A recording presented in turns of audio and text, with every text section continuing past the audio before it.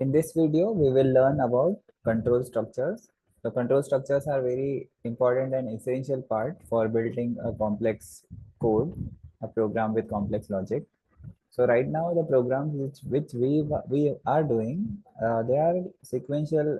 They are in a sequential order. So अभी जो हम लोग प्रोग्राम करेंगे वो सब कंडीशनल या तो इटरेटिव प्रोग्राम होने वाले हैं।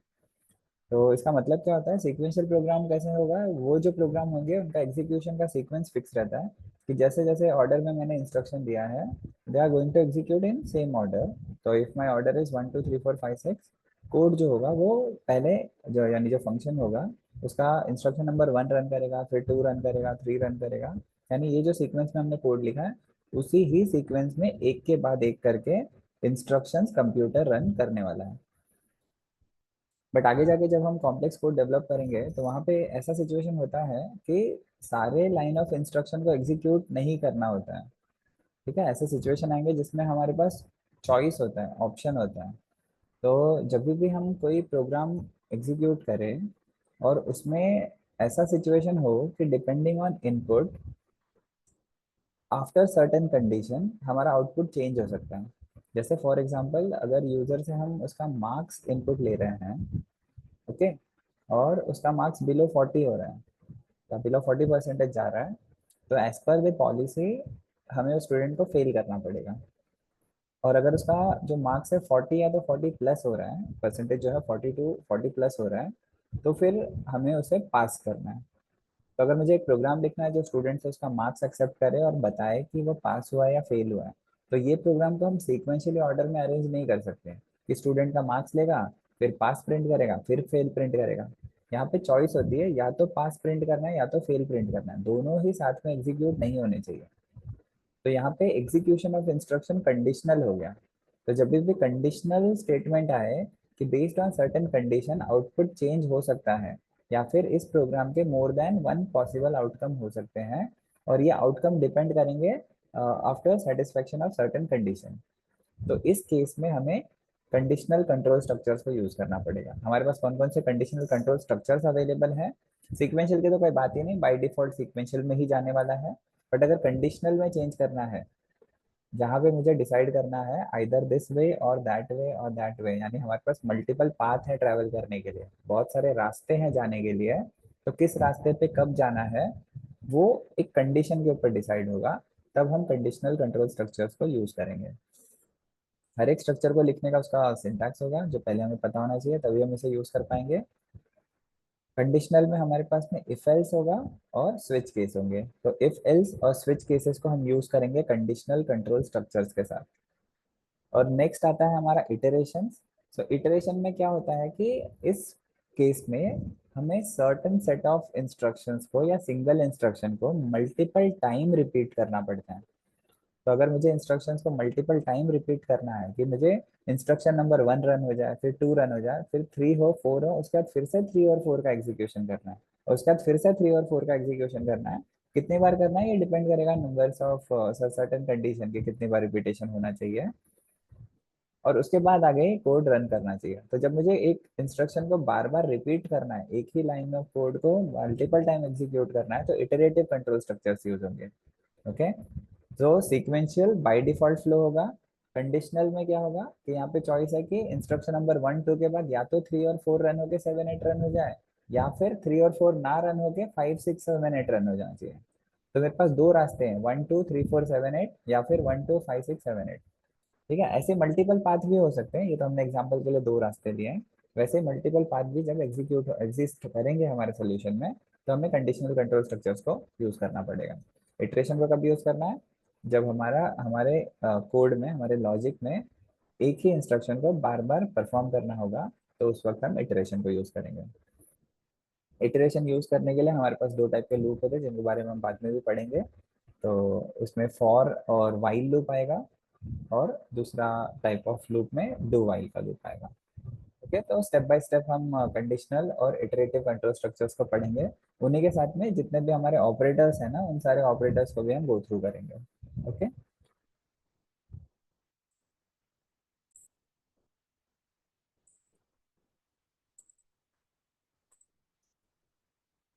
तो अभी हम अपने पुराने वाले कोड पे आ जाते हैं जो हमने अभी बिल्ड किया था, जिसमें हम परसेंटेज कैलकुलेट कर रहे थे। इस तो गड़बड़ हो गया।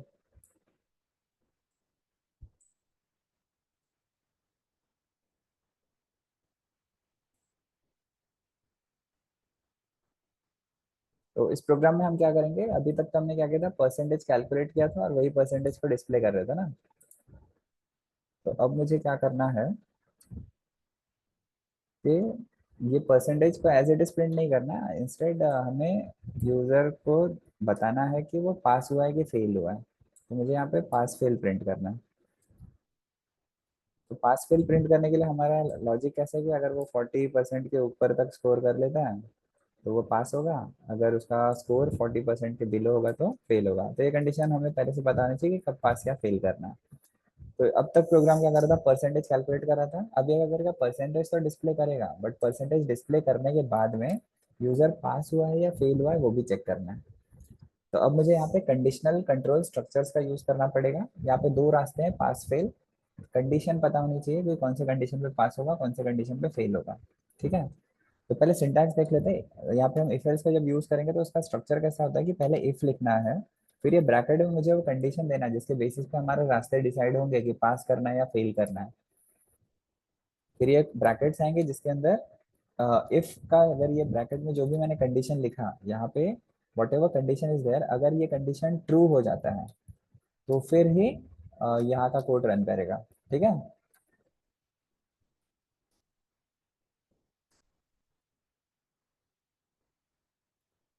तो ये कब रन होगा, जब तुम्हारा कोड कंडीशन जो होगा वो ट्रू होगा। तो हमारी प्रोग्रामिंग में जब वन का मतलब ट्रू होता है, तो अगर if one it means condition true हुआ, आंसर वन आ रहा है, कंडीशन ट्रू हो रहा है, तो फिर ये ट्रू प्रिंट करेगा। अदरवाइज अगर ऐसा नहीं हुआ तो वो क्या करेगा, वो एल्स में जाएगा। ठीक है ना। हमें दो रास्ते करने हैं, या तो हमारा कोड प्रिंट करने के बाद में, परसेंटेज प्रिंट करने के बाद में इफ से होते हुए एल्स को स्किप करते हुए आगे जाएगा, या फिर हमारा कोड प्रिंट के बाद में इफ को स्किप करेगा और एल्स में रन करेगा। यानी इफ और एल्स दोनों ही ब्लॉक के कोड, ब्लॉक मतलब ये जो ब्रैकेट के कोड है वो एक साथ में रन नहीं हो पाएंगे। या तो इफ का कोड रन होगा या तो एल्स का कोड रन होगा।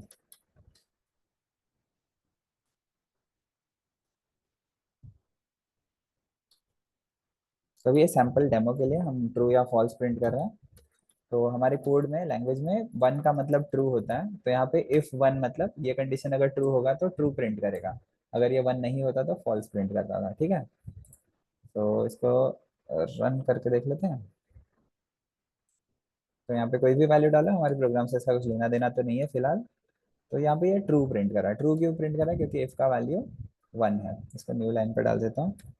यहाँ पे कोई दूसरी कंडीशन भी डाल सकते हैं, जैसे मैं बोलता हूँ कि क्या जो 50 है वो लेस है 80 के।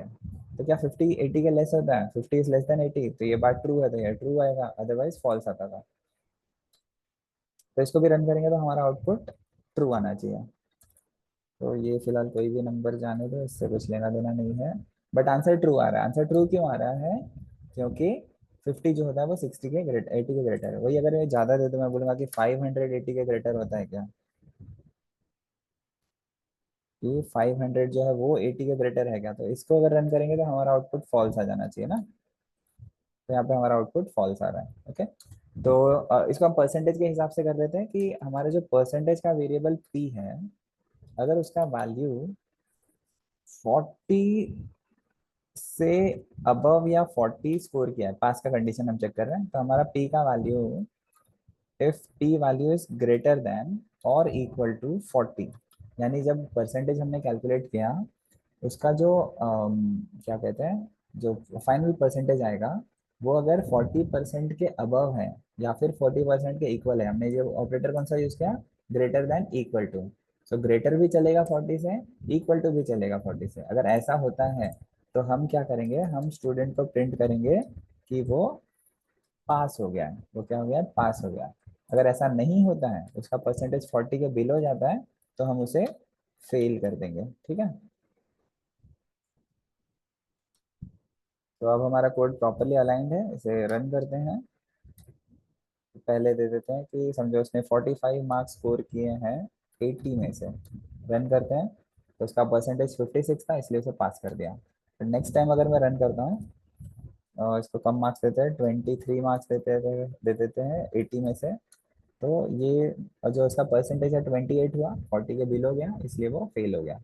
ठीक है, 40% पे देख लेते हैं पास होता है कि फेल होता है। तो समझो उसने 40 मार्क्स स्कोर किए हैं आउट ऑफ 100, तो अगर उसने 40% भी स्कोर किया तो फिर भी वो पास हो जाएगा। ठीक है, तो 40, 41, 40 प्लस पे पास होगा, 40 से बिलो पे वो फेल हो जाएगा।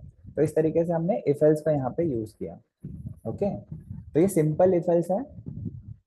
यहाँ पे एक ध्यान रखना है कि यहाँ पे इफ वाला पार्ट कंपलसरी है, एल्स को हम ऑप्शनल रख सकते हैं अगर मुझे एल्स नहीं चाहिए। जैसे मुझे सिर्फ अगर पास हुआ तो ही प्रिंट करना है, फेल हुआ तो कुछ नहीं बताना है, तो मैं यहाँ पे एल्स वाला पार्ट को हटा सकता हूँ।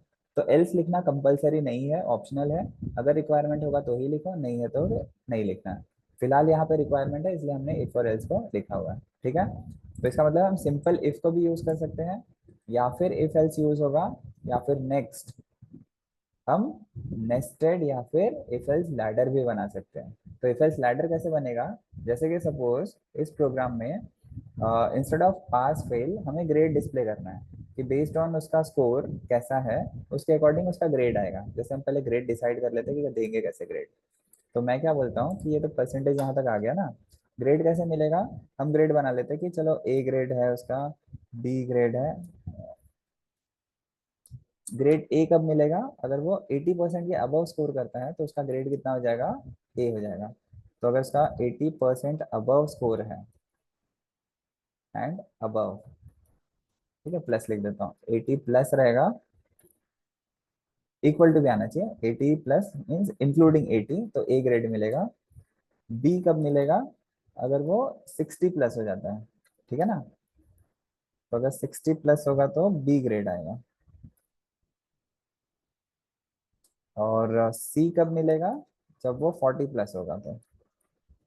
और अगर 40 के बिलो जाता है तो वो फेल हो जाएगा। ठीक है, जब वो -40 पे होगा तो।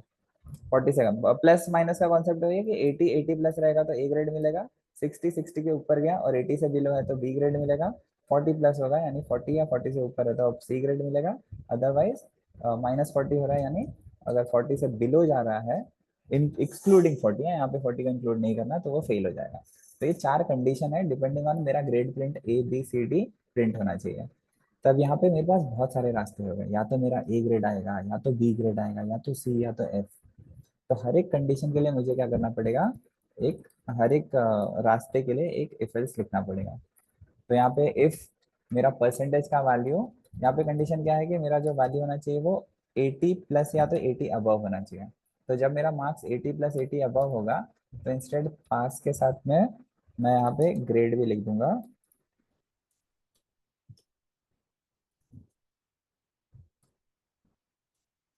ग्रेड क्या हो जाएगा उसका, ए ग्रेड। ठीक है ना। अब यहाँ पे इफ अगर ये कंडीशन फॉल्स होती है तो मैं श्योर नहीं हूँ कि बी ग्रेड मिला सी ग्रेड मिला, बी के लिए भी कंडीशन चेक करनी पड़ेगी, तब पता चलेगा कि बी ग्रेड मिला है कि नहीं। सी के लिए भी कंडीशन चेक करनी है। तो बी का क्या कंडीशन लिखने के लिए मैं एल्स के आगे इफ लिखूंगा। कभी भी एल्स के आगे कंडीशन नहीं देना है। अगर एल्स के इधर कंडीशन लिखना होगा, एल्स ऐसा डिफॉल्ट केस हो गया, अगर आपको एल्स के आगे कंडीशन लिखना है तो इफ लिखो और फिर कंडीशन दो यहाँ पे। तो दूसरा क्या है कि चलो अगर पी का वैल्यू 80 से ऊपर नहीं है तो 80 के बिलो होगा। 80 के बिलो होगा तो कितना बिलो होगा, मैं चेक करता हूँ कि अगर उसका value greater than equal to 60 होता है तो। ठीक है ना, क्योंकि इसमें अपने को पता चलेगा बी ग्रेड के बारे में। तो यहाँ पे हम क्या प्रिंट करेंगे कि वो पास तो है ही, बट उसका जो ग्रेड है वो चेंज होके बी हो जाएगा। ठीक है ना। वैसे एक और एलसीएफ आएगा किसके लिए, सी ग्रेड के लिए। एल्स और इफ में स्पेस रहेगा, दोनों एक वर्ड नहीं है। यहाँ पे क्या कंडीशन है, अगर मेरा परसेंटेज जो होगा वो ग्रेटर देन इक्वल टू होता है किसके, 40 के, तो फिर हम यहाँ पे प्रिंट करेंगे सी ग्रेड।